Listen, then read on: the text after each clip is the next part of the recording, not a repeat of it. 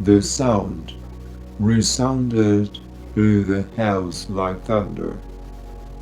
Every room above and every cask in the wine merchant cellar below appeared to have a separate appeal of echoes of its own. Scrooge was not a man to be frightened by echoes. He fastened the door and walked across the hall and up the stairs, slowly too, trimming his candle as he went.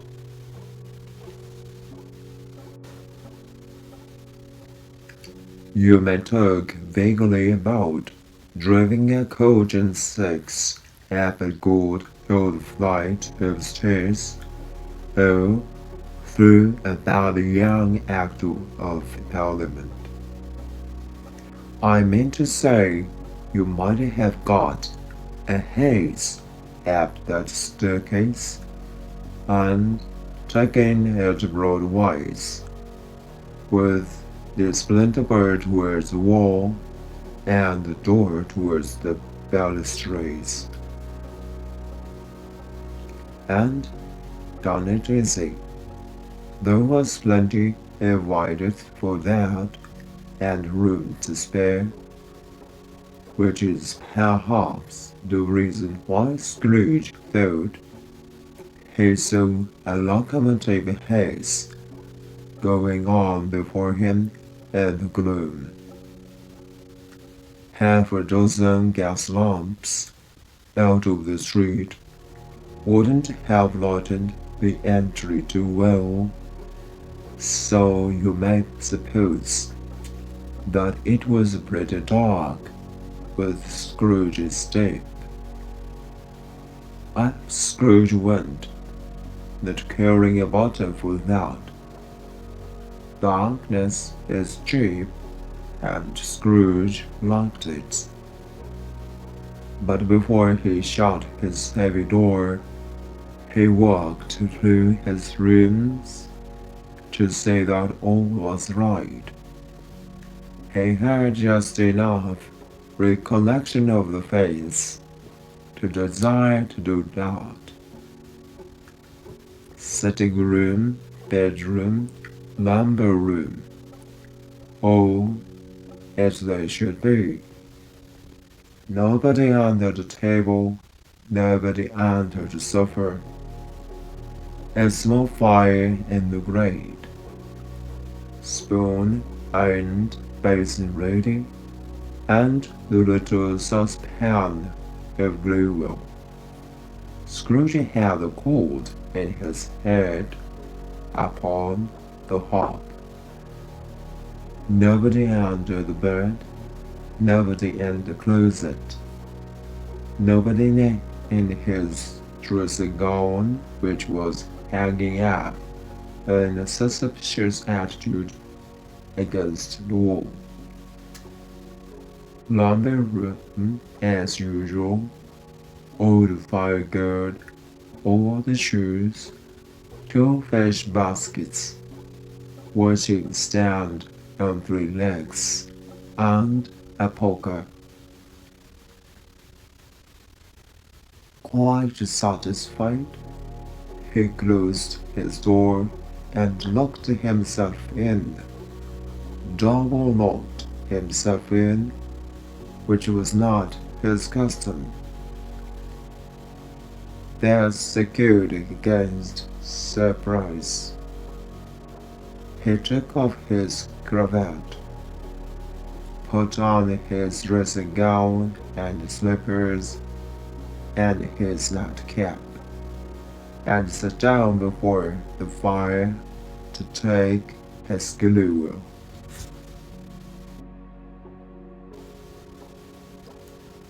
It was a very low fire indeed, nothing on such a bitter night. He was obliged to sit close to it and brood over it, before he could extract the least sensation of warmth from such a handful of fuel. The fireplace was an old one, built by some Dutch merchant long ago, and paved around with quiet Dutch tiles, designed to illustrate the scriptures. There were Cain's and Abel's, Pharaoh's daughters, Queens of Sheba, angelic messengers descending through the air on clothes like feather beds, Abraham's, Belshazzar's, apostles putting off to sea and butter boats, hundreds of figures to attract his boats. And yet, that face of Marley, 7 years dead, came like the ancient prophet's rod and swallowed up the whole. If each smooth tie had been oblong at first, with power to shape some picture on its surface from the new disjointed fragments of his thoughts, the word had been a copy of old Marley's head on every one. "I'm back," said Scrooge, and walked across the room. After several turns, he sat down again. As he threw his head back in the chair, his glance happened to rest upon the bell, a dessert bell. They hung in the drawer, and communicated for some purpose now forgotten with a chamber in the highest story of the building. It was with great astonishment and with a strange, implacable dread that as he looked, he saw the spell begin to swing. It swung so softly at the outset that it scarcely made a sound, but soon it rang out loudly and subdued every bell in the house. This might have lasted half a minute or a minute. It seemed an hour. The bells ceased as they had begun together. They were succeeded by a clanging noise deep down below, as if some person were dragging a heavy chain over the casks and the wine auction cellar. Scrooge then remembered to have heard the ghosts in haunted houses were described as dragged chains.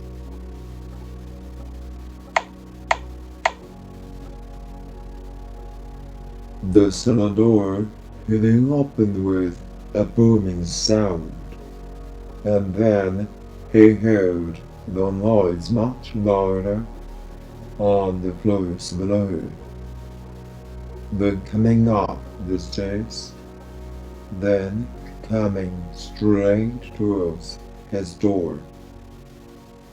"It's hamburger store," said Scrooge. "I won't believe it." His color changed, though, when without a pause, it came on through the heavy door and passed into the room before his eyes. Upon its coming in, The dying flame leaped up, as though it cried, "I know him, Marley's ghost," and fell again. The same face, the very same. Marley in his pigtail, usual waistcoat, tights and boots, the tassels on the latter breasting, like his pigtail, and his coat skirts, and the hair upon his head. The chain he drew was clasped about his middle. It was long, and wound about him like a tail, and it was made, for Scrooge observed it closely, of cash-box, keys, padlocks, ledgers, deeds, and the heavy pulses, wooden and steel.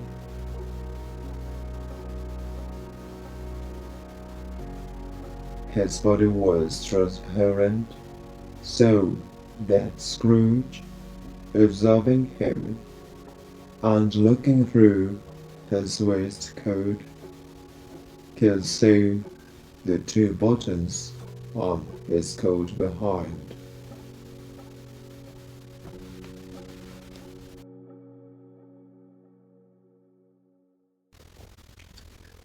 Scrooge had often heard it said that Marley had no bowels, but he had never believed it until now.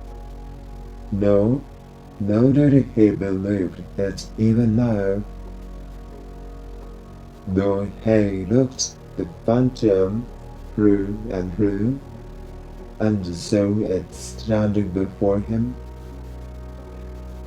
Though he felt the chilling influence of its dark-cold eyes, and marked the very texture of the folded kerchief bound about his head and chin, which wrapper he had not observed before. He has still incredulous and fought against his senses. "How now?" said Scrooge, caustic and cold as ever. "What do you want with me?" "Much." Mary's voice, no doubt about it. "Who are you?" "Asked me who I was." "Who were you then?" said Scrooge, raising his voice. "You're particular for the shade?" He was going to say, "to a shade," but substituted this as more appropriate. "And I was your partner, Jacob Marley." Can you sit down?" asked Scrooge, looking doubtfully at him. "I can. Do it then." Scrooge asked the question before he didn't know whether a ghost so transparent might find himself in a condition to take a chair, and felt that in the event of its being impossible, it might involve the necessity of an embarrassing explanation. But the ghost sat down on the opposite side of the fireplace, as if he were quite used to it. "You don't believe in me," observed the ghost. "I don't," said Scrooge. "What evidence would you have of my reality beyond that of your senses?" "I don't know," said Scrooge. "Why do you doubt your senses?" "Because," said Scrooge, "a little thing affects them. A slight disorder of the stomach makes them itches. You may be an undigested bit of beef or blood of mustard, a crumb of cheese, a fragment of an underdone potato. There's more of gravy than of grave about you, whatever you are." Scrooge was not much in the habit of cracking jokes, nor did he feel in his heart by any means waggish of them. The truth is that he tried to be smart as a means of distracting his own attention, and keeping down his terror through the spectre's voice to stir the very marrow in his bones. To sit, staring at walls, fixed Gray's eyes, in silence for a moment would display, Scrooge felt, the very deuce within. There was something very awful too, and the spectre's being provided with an internal atmosphere of its own. Scrooge could not feel it himself, but this was clearly the case. For through the ghost sat perfectly motionless, its hair, underskirts, and torsos were still agitated as by the hot vapor from an oven.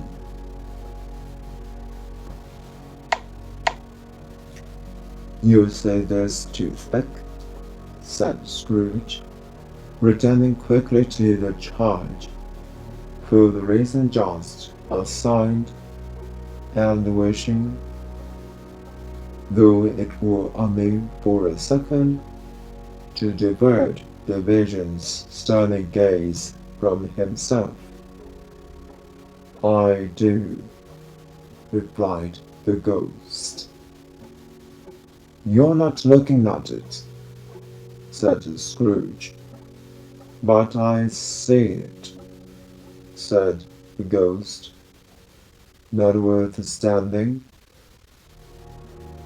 "Well," returned Scrooge, "I had but to swallow this, and before the rest of my days, persecuted by a legion of goblins, all of my own creation.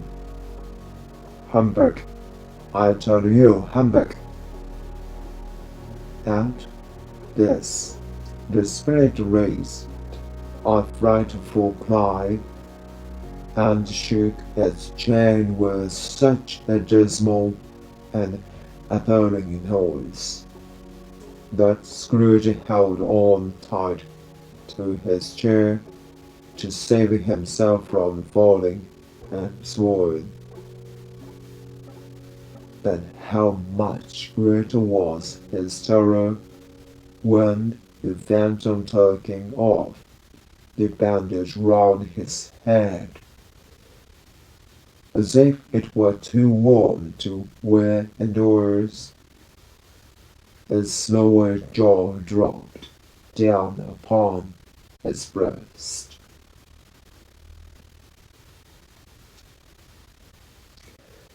Scrooge fell upon his knees and clasped his hand before his face. "Mercy," he said, "dreadful apparition, why do you trouble me?" "Man of the wandering mind," replied the ghost, "do you believe in me or not?" "I do," said Scrooge. "I must. But why do you spirits walk the earth, and why do they come to me?" "It is required of every man," the ghost returned, "that the spirit within him should walk around among his fellow men, and travel far and wide. And if that spirit goes not forth in life, it is condemned to do so after death. It is doomed to wander through the world. Oh, woe is me! And witness what if cannot to share, but might have shared on earth, and turned to happiness." Again the spectre raised a cry, and shook its chain around its shadowy hands. "You're fettered," said Scrooge, trembling. "Tell me why." "I wear the chain forged in life," replied the ghost. "I made it link by link and yard by yard. I girded it on of my one free will, and of my one free will I wore it. Is its pattern strange to you?" Scrooge trembled more and more. "Oh, do you know," pursued the ghost, "the weight and length of the strong coil you bear yourself?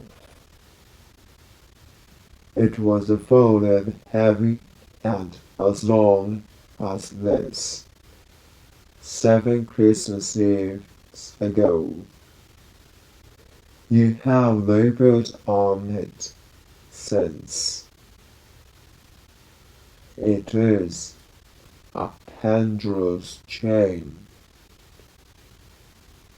Scrooge glanced about on the floor, in the expectation of finding himself surrounded by some 50 or 60 fathoms of iron cable, but he could see nothing.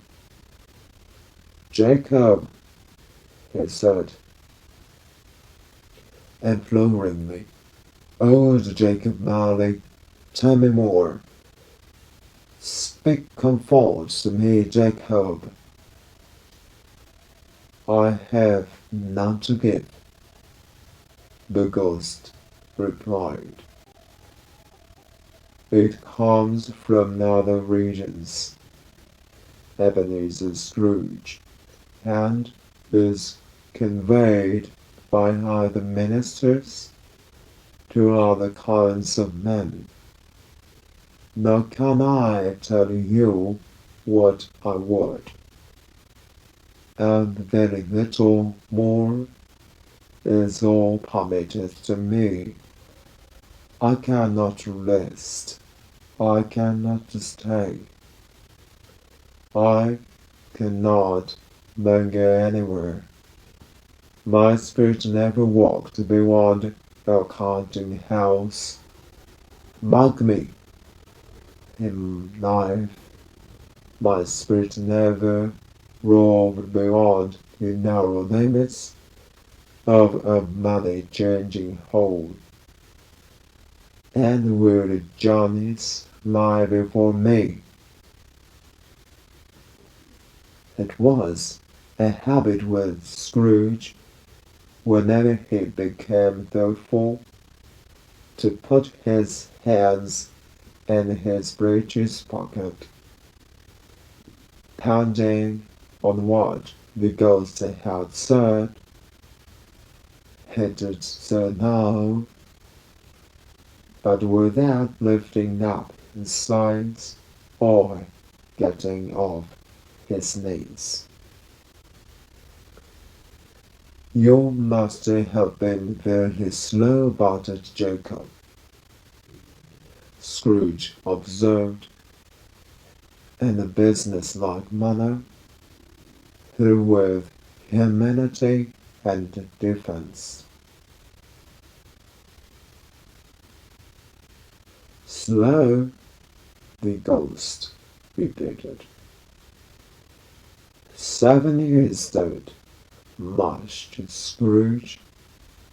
And traveling all the time? The whole time, said the ghost. No rest, no peace. Incessant torture of remorse. You travel fast, said Scrooge. On the wings of the wind, replied the ghost. You might have got over great quantity of ground in 7 years, said Scrooge. The ghost, on hearing this, set up another cry, and plunged its chain so hideously in the dead silence of night that the word would have been justified in indicating it for a nuisance.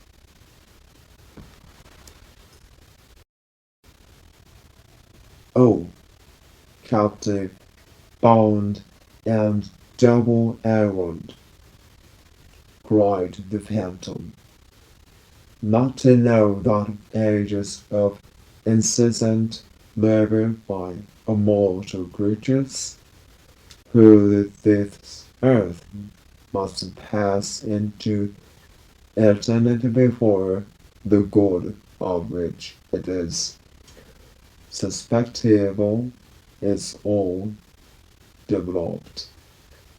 Not to know that any Christian spirit working kindly in us, let us fear, whatever it may be, will find its mortal life too short for its vast means of usefulness. Not to know that no space of regret can make amends for one life's opportunity misused. Yet such was I. Oh, such was I. But you were always a good man of business, Jacob, faltered Scrooge, who now began to apply this to himself. Business, cried the ghost, wringing its hands again. Mankind was my business. The common welfare was my business. Charity, mercy, forbearance, and benevolence were all my business. The dealing of my trade were but a drop of water in the comprehensive ocean of my business. It held up its chain at arm's length, as if that were the cause of all its unavailing grief, and flung it heavily upon the ground again. At this time of the rolling year, the spectre said, I suffer most. Why did I walk through crowds of fellow beings with my eyes held down, and never raised them to that blessed star which led the wise men to a pool abode? Were there no poorer homes to which its light would have conducted me? Scrooge was very much dismayed to hear the spectre going on at this rate, and began to quake exceedingly. Hear me, cried the ghost. My time is nearly gone. I will, said Scrooge, but don't be hard upon me. Don't be flurry, Jacob, pray. How it is that I appear before you, and in the shape that you can see, I may not tell. I have said, and this will be beside you many and many a day. It was not an agreeable idea. Scrooge shivered and wiped the perspiration from his brow. That is no light part with my penance, pursued the ghost. I'm here tonight to warn you that you have a chance and hope of escaping my fate, a chance and hope of my procuring Ebenezer. You are always a good friend to me, said Scrooge. Thank you. You'll be haunted, resumed the ghost, by 3 spirits. Scrooge's countenance fell almost as low as the ghost had done. Is that the chance and hope you mentioned, Jacob? He demanded, in a faltering voice. It is. I think I'd rather not, said Scrooge. Without their business, said the ghost. You cannot help to shun the path I tread. I expect to fast tomorrow when the bell tolls 1. Couldn't I take them all at once and have it over, Jacob? Hinted Scrooge. Expect the second on the next night at the same hour, the third upon the next night when the last stroke of 12 was ceased to desperate. Look to see me no more, and look not, for your own sake. You remember what has passed between us.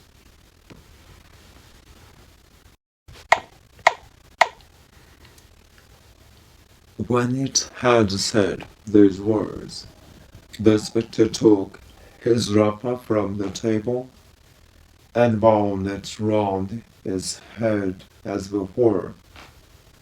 The Scrooge knew this by the smooth sound Stave made. When the jars were brought together by the bandage, he ventured to raise his eyes again, and found his supernatural visitor confronting him in an erect attitude, with its chin wound over and about his arm. The apparition walked backward from him, and at every step it took, the window raised itself a little so that, when the spectre reached it, it was wide open. It beckoned Scrooge to approach, which he did. When they were within 2 paces of each other, Marley's ghost held up its hand, warning him to come no nearer. Scrooge stopped, not so much in obedience as in surprise and fear, for on the raising of the hand he became sensible of confused noises in the air, incoherent sounds of lamentation and regret, wailings inexpressibly sorrowful and self-accusatory.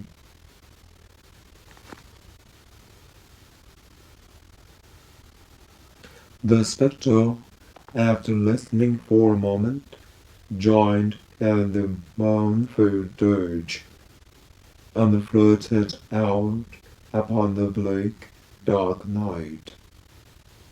Scrooge followed to the window.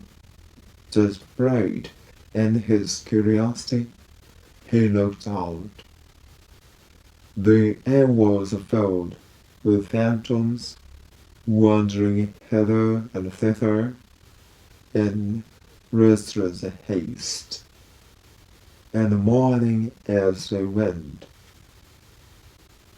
Every one of them wore chains like Marley's ghost. Some feared they might be gaudy governments, were linked together. None were free. Many had been personally known to Scrooge in their lives.